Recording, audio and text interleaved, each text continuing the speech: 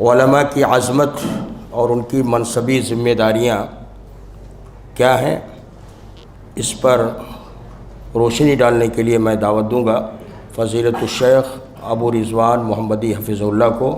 آپ تشریف لائیں اور اپنے موضوع پر خطاب فرمائیں۔ السلام علیکم ورحمۃ اللہ وبرکاتہ۔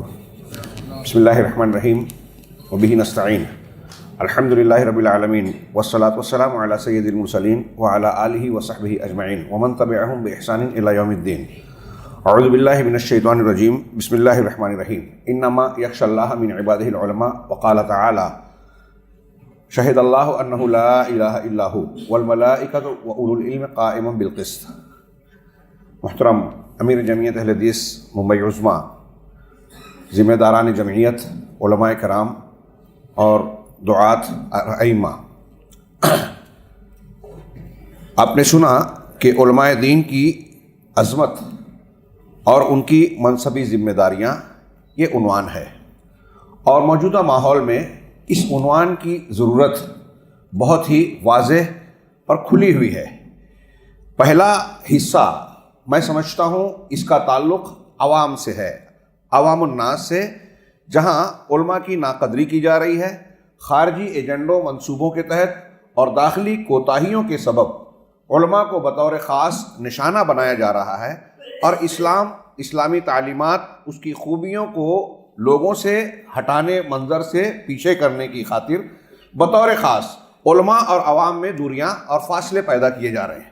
علماء کی تحقیر کرنا ایک خاص مشغلہ اور ایک خاص طبقے کا مسلسل عمل نظر آتا ہے۔ لہٰذا یہ اسلام کی خدمت کے لیے، اسلام کو بچانے کے لیے ضروری ہے کہ علماء کی اہمیت کو اجاگر کیا جائے، اور یہ علماء ہی کا کام یہ کام بھی علماء ہی کو کرنا پڑے گا۔ چنانچہ اس سلسلے میں وقت کی نزاکت کا لحاظ کرتے ہوئے اپنے مقالے سے چند نصوص کو میں پیش کرنا چاہ رہا ہوں۔ اللہ رب العالمین کا ارشاد ہے، شہد اللہ انہ لا الہ الا ھو۔ اللہ رب العالمین نے یہ گواہی دی کہ اللہ کے سوا کوئی معبود برحق نہیں، اس کے سوا کوئی معبود برحق نہیں۔ فرشتوں نے بھی گواہی دی اور اولو العلم، انہوں نے بھی گواہی دی۔ اللہ انصاف پر قائم ہے۔ یہاں محل استشہاد صرف اتنا بیان کرنا چاہتا ہوں، آپ اہل علم ہیں، کہ اللہ تبارک و تعالیٰ نے اپنی اور فرشتوں کی گواہی کے بعد اولو العلم کی گواہی کا تذکرہ کیا۔ عام طور سے مفسرین نے کہا کہ یہ اہل علم، دین کا علم رکھنے والے، خاص طور سے عقیدہ اور توحید کو جاننے اور اسے لوگوں میں پیش کرنے والوں کی انتہائی عظیم الشان فضیلت ہے۔ اللہ رب العالمین نے اپنی گواہی اور فرشتوں کی گواہی کے بعد ان اہل علم کی گواہی کا ذکر کیا۔ علماء نے کہا کہ اگر دنیا کے اندر، کائنات میں فرشتوں کے بعد مخلوق میں کوئی اور فضیلت والا ہوتا تو اللہ تبارک و تعالیٰ اس کا ذکر کرتا۔ اس سے پتہ چلا کہ مخلوق میں سب سے زیادہ فضیلت والے اہل علم ہیں، اور وہ اہل علم جو دین کو جانتے ہیں، دین کے سب سے بنیادی علم عقیدے اور لا الہ الا اللہ کو جانتے ہیں، اس کی گواہی دیتے ہیں۔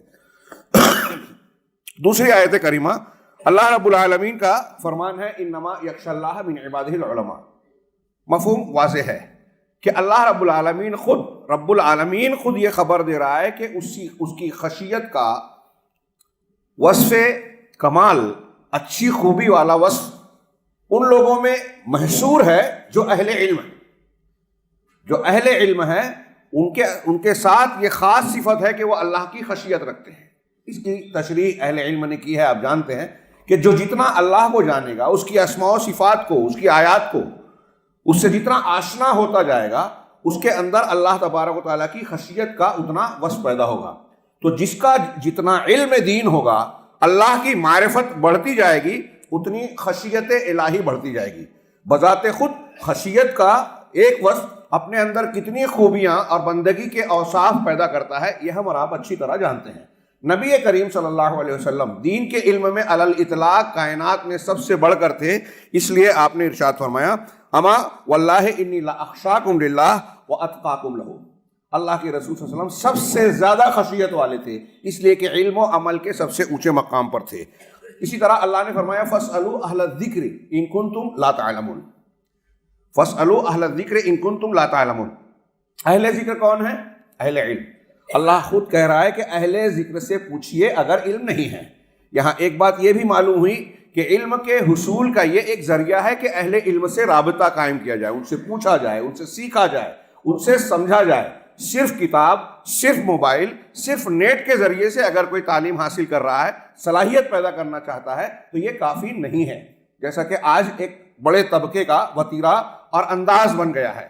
قرآن کا بیان، نبی کریم صلی اللہ علیہ وسلم، انبیاء کی بعثت خود اس بات کا اعلان ہے کہ الکتاب یا الشریعہ کو سمجھانے کے لیے معلم کا ہونا ضروری ہے۔ وَيُعَلِّمُهُمُ الْكِتَابَ وَالْحِکْمَةَ سے ظاہر ہے۔ تو معلوم یہ ہوا کہ اللہ کہہ رہا ہے کہ اہل علم سے سوال کرو۔ گویا اللہ نے اہل علم کو مرجع قرار دیا، دین کو سمجھنے میں ان کے اقوال کو معاون و مددگار قرار دیا، ان کی اتباع کا کہ لازم ہونے کو شریعت کے دائرے میں اس سے سمجھا جا سکتا ہے۔ لہذا علماء پورے قوم کا مرجع ہے، پورے قوم کو ان کی طرف رجوع کرنا چاہیے۔ یہ ارباب حل و عقد ہیں، یہ اہل شورا ہیں۔ اللہ نے فرمایا یا ایھا الذین آمنوا اطیعوا اللہ واطیعوا الرسول واولی الامر منکم۔ یہاں موقع نہیں ہے، میں صرف اشارہ کروں کہ متعدد مفسرین نے وضاحت سے بیان کیا کہ اولو الامر سے مراد اس آیت میں حکام اور علماء ہیں۔ حضرت ابن عباس، امام مجاہد، امام عطا اور دوسرے متعدد مفسرین کہتے ہیں کہ چونکہ اہل علم لوگوں کو دین سکھاتے ہیں، اللہ کے احکامات بتاتے ہیں، ان کی زندگی کے لیے ضروری چیزوں کو بتاتے ہیں، لہٰذا اللہ رب العالمین نے ان کی اطاعت کو لوگوں پر فرض کیا۔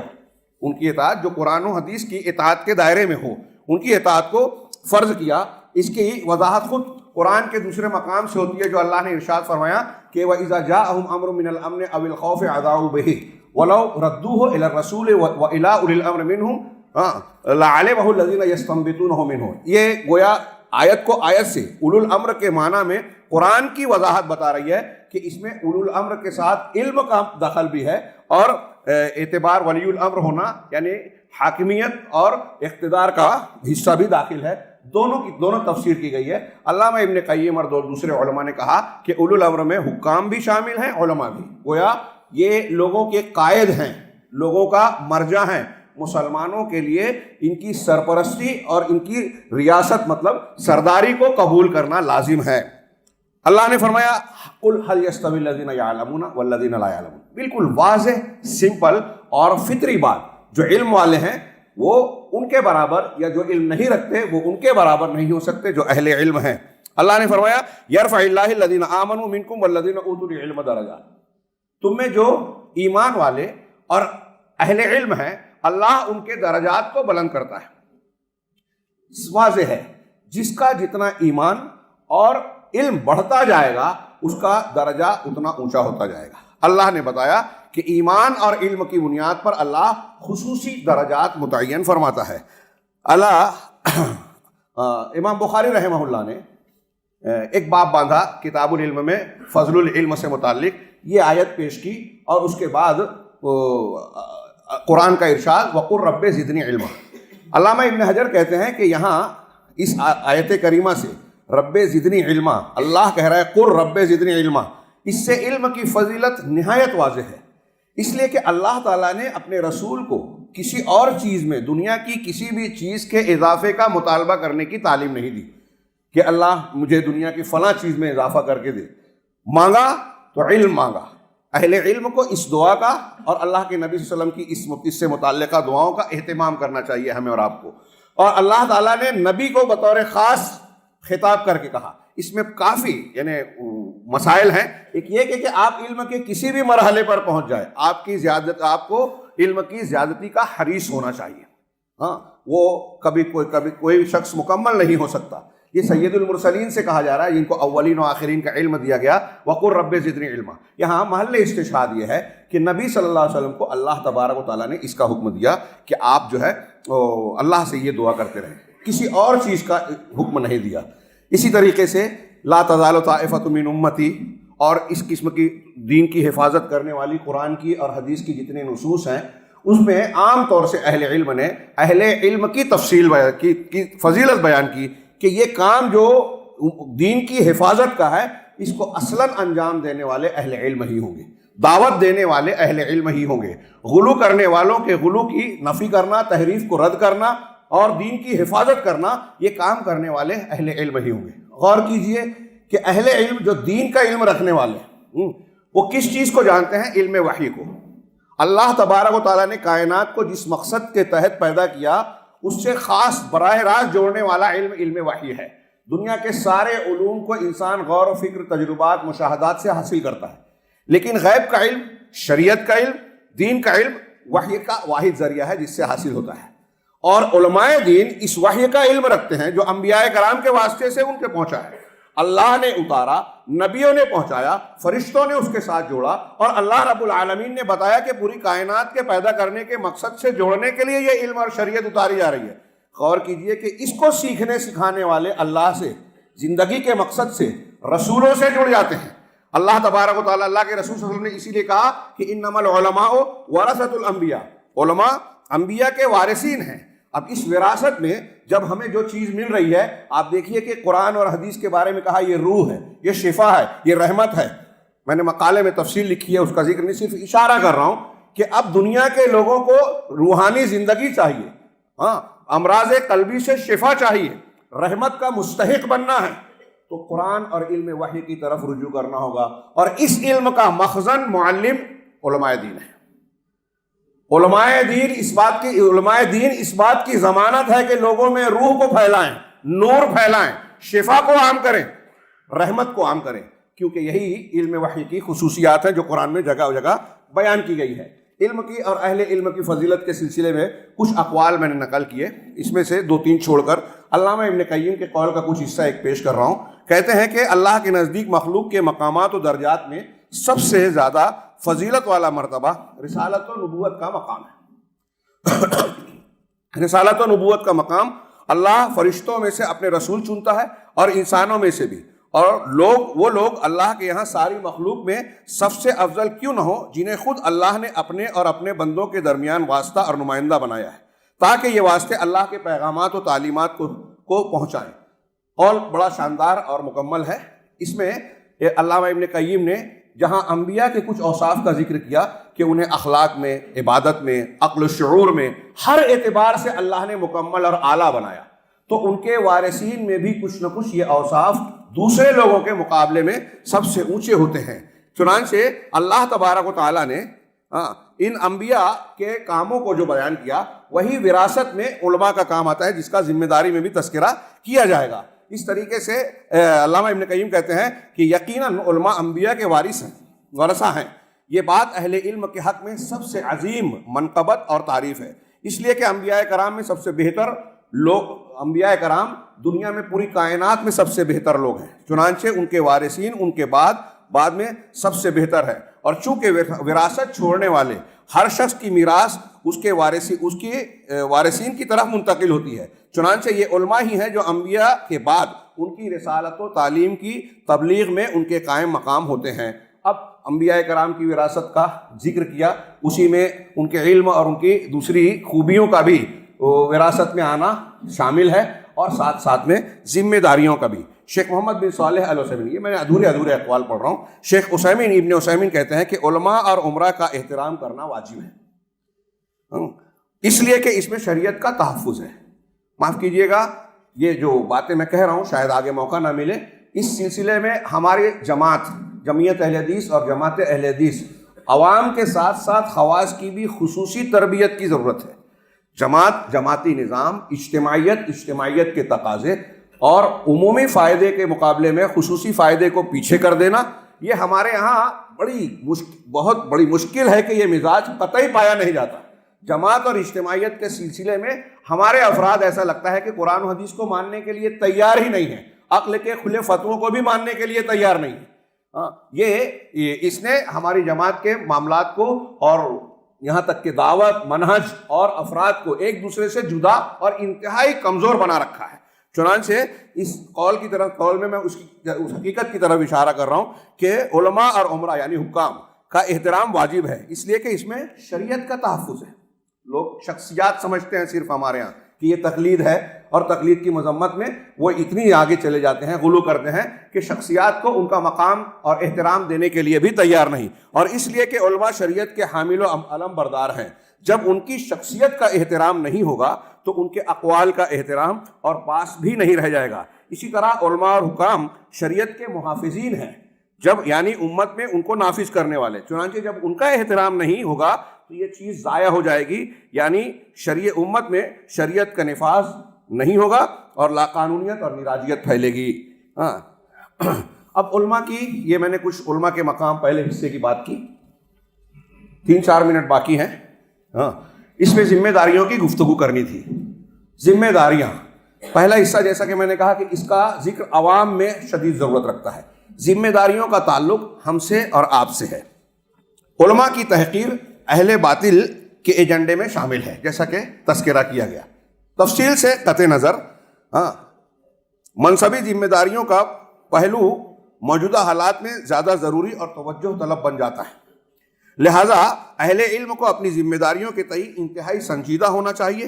اس پہلو کو نظر انداز کرنا، سرسری طور سے گزر جانا ایک سنگین جرم ہوگا اور امت کو بطور خاص اہل حق کو مزید خرابیوں اور ہلاکت خیز مصیبتوں میں مبتلا کرنے کا سبب ہوگا۔ علماء دین کی منصبی ذمہ داریاں انبیاء کی وراثت سے ظاہر ہے۔ جب وہ علم نبوت کے وارث ہیں اور اس کے ماتحت عزت و احترام، توقیر و فرما برداری میں بھی حصے دار ہیں، تو ظاہر ہے کہ یہ علماء اپنے موروث یعنی انبیاء کے وظائف اور ذمہ داریوں کے بھی وارث، حصے دار اور مکلف ہیں۔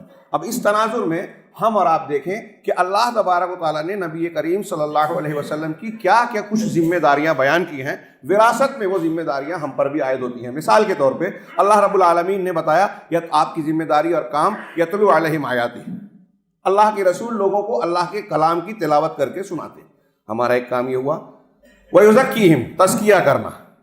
ایک جامع معنی ہے تزکیے کا، شرک، بدعت، خرافات، غلط افکار، غلط مناہج کی تردید کرنا، ان کو دور کرنا، صاف کرنا، اور توحید، اتباع اور اچھائیوں کی گویا اس کی تعلیم دینا، یہ علماء کا کام ہے۔ وَيُزَكِّيهِمْ وَيُعَلِّمُهُمُ الْكِتَابَ وَالْحِكْمَةَ، الکتاب اور الحکمہ کی تعلیم دینا۔ اس میں ان چیزوں کی مخالفت کرنے والی چیزوں کی تردید بھی شامل ہے۔ یہ نبی کا کام ہے، اس کی ذمہ داری ہم پر بھی ہے۔ یا ایھا النبی انا ارسلناک شاہدا ومبشرا ونذیرا وداعیا الی اللہ باذنہ وسراجا منیرا۔ اس میں جو جو کام نبی کے بتائے گئے ہیں، وراثت میں علماء بھی اس کے مکلف ہیں۔ شیخ عبدالعزیز ابن باز کہتے ہیں کہ اس میں کوئی شک نہیں کہ معاشرے میں علماء کا کردار اور ذمہ داری عظیم کردار ہے، اس لیے کہ وہ رسولوں کے جانشین اور نائبین ہیں۔ یہی لوگوں کے بگاڑ و فساد کی اصلاح کرتے ہیں اور لوگوں کو خیر و بھلائی کی طرف موڑنے کی جد و جہد کرتے ہیں۔ نبی صلی اللہ علیہ وسلم نے بتایا کہ علماء انبیاء کے وارث ہیں۔ اب اہل علم پر واجب ہے وہ لوگوں کے معاملات کو سدھارنے، ان کا رخ اچھائیوں اور نیکیوں کی طرف پھیرنے کے لیے بھرپور محنت کریں، لوگوں کو معروف کا حکم دیں، منکر سے روکیں، ان کی تکالیف کو برداشت کریں، صبر کریں، اللہ کے ان فرامین پر عمل کریں۔ ومن احسن قولا ممن دعا الی اللہ وعمل صالحا وقال اننی من المسلمین۔ اسی طرح ادعو الی سبیل ربک بالحکمہ والموعظۃ الحسنہ وجادلہم باللتی ہی احسن، اور قل ھذہ سبیلی ادعو الی اللہ علی بصیرۃ انا ومن اتبعنی وسبحان اللہ وما انا من المشرکین۔ معاشرے پر واجب ہے کہ لوگ علماء کا مقام اور ان کی قدر عطا کریں، ان کی توجیہات اور نصیحتوں پر عمل کریں۔ یہ ان کے قول کا اگلا حصہ ہے۔ جو لوگوں پر اللہ علماء کا کیا حق ہے اس کو بتایا، میں اسے چھوڑ رہا ہوں۔ علماء ربانیین ہی ہیں جو دین کے محافظین ہیں اور اس ذمہ داری کو نبھاتے ہوئے وہ دین کی حفاظت کرتے ہیں، نہ صرف قرآن و سنت کی تعلیم کو عام کرتے ہیں بلکہ تحریف، غلو، تعویلات فاسدہ، غلط مناہج، بدعات و خرافات کی تردید کرتے ہیں۔ اور یہ علماء حق کے اوصاف، خصوصیات اور ان کی ذمہ داریوں کا حصہ ہے۔ میں نے ایک کتاب سے یہاں تقریباً 15-16 خصوصیات اور علماء کی ذمہ داریوں کو نقل کیا، لیکن اس کے لیے وقت نہیں رہ گیا۔ آخر میں صرف یہ ایک لمحہ فکریہ جو میں سمجھتا ہوں کہ آج کے اس مقالے کا حاصل ہونا چاہیے کہ ہم یہ غور کریں کہ ان کی علماء کی جو عظمت ہے، علماء کی ذمہ داریاں، ان دونوں کو ملا کر آج صورتحال کا جائزہ لیں۔ مساجد میں، مدارس میں، جماعت اور جمعیتوں میں عظمت و کردار کے اعتبار سے عوام کا تعامل اور ذمہ داریوں کے اعتبار سے ہم علماء کا کردار کیا ہے۔ علم، جیسے علماء کو ہم نے کہا یہ اہل شورا ہیں، ارباب حل و عقد ہیں، اللہ کے دین کے امین ہیں، یہ انبیاء کے وارث ہیں، یہ لوگوں کے لیے مرجع کی حیثیت رکھتے ہیں ہر معاملے میں، دین کے ہر معاملے میں۔ کیا یہ حیثیت آج علماء کو حاصل ہے؟ دینی جمعیات کا معاملہ دیکھیے، مدارس کا معاملہ، ہم یہاں تنقید نہیں کر رہے ہیں، جائزہ لے رہے ہیں۔ بیماری کرنے کے لیے، علاج کرنے کے لیے بیماری کی تشخیص ضروری ہے، اور ہمارے یہاں بہت شدید قسم کی یہ بیماری ہے۔ علماء کو ان کے کردار سے پیچھے کرنا پوری امت کو تباہی اور ہلاکت کے راستے کی طرف ڈالنا ہے۔ ہم جب یہ باتیں کہتے ہیں تو بہت سارے لوگ اصلاح کے کام پر بھی سوالیہ نشان لگاتے ہیں. جو اقتدار کا جھگڑا، سیاست کی اتھل پتھل اور نیچ اونچ چلتی ہے، لوگ اصلاح کرنے والوں کو بھی اس خانے میں ڈالتے ہیں. اس کا نتیجہ یہ ہے کہ اصلاح کی کوشش کرنے والے علماء چپ بیٹھ جاتے ہیں کہ ہم کیا کر سکتے ہیں، ہم استطاعت نہیں رکھتے. میرا سوال یہ ہے کہ ہم کچھ چیزوں کی استطاعت نہیں رکھتے تو کیا تمام چیزوں کی استطاعت نہیں رکھتے؟ کیا علماء کے کردار کی بحالی کے لیے ہم آپس میں ایک دوسرے کا تعاون نہیں کر سکتے؟ کوئی ایسی تخطیط اور منصوبہ بندی نہیں کر سکتے؟ بطور خاص جمعیت اہل حدیث ممبئی عظمیٰ کے ذمہ داران سے، امیر محترم اور ذمہ داران سے میں گزارش کروں گا کہ اس سلسلے میں علماء کی کمیٹی بنا کر انتہائی سنجیدگی سے غور کیا جائے. آج ہمارے یہاں جو باہر کے افکار کے اثرات ہو رہے ہیں، ہمارے مختلف علاقوں میں نوجوان انکار حدیث کا شکار، الحاد و بے دینی کا شکار، صحابہ کرام پر طعن و تشنیع کرنے والے رافضیت کے جراثیم کا شکار اور اس قسم کے دوسرے افکار کا شکار ہو رہے ہیں. نوجوان لڑکے لڑکیاں مرتد ہو رہی ہیں، اور یہ ساری کیفیات ہے. اس کا سب سے پہلے جواب دہ علماء اور ہماری جماعت ہے. لیکن اس سلسلے میں ہمارے یہاں کیا پروگرام ہے، کیا غور و فکر کے امور ہیں، اور کس طریقے سے ہم نے کوئی منصوبہ بندی کی ہے؟ یہ اسی وقت ممکن ہے جب بطور خاص علماء دین کے کردار کی بحالی جو قرآن و حدیث نے بتائی ہے، انبیاء کی وراثت کا جو فطری اور لازمی تقاضا ہے، اس کو سمجھا جائے اور اس کو برتنے کے لیے مؤثر طریقہ اختیار کیا جائے. اگر علماء کے کردار کو سماج میں بحال کیا جائے تو پورے معاشرے کو، اسلام کو بچانے کی ایک مفید کوشش ہوگی. اللہ ہمیں توفیق دے. وآخر دعوانا الحمدللہ رب العالمین، وصلی اللہ علیہ نبینا محمد.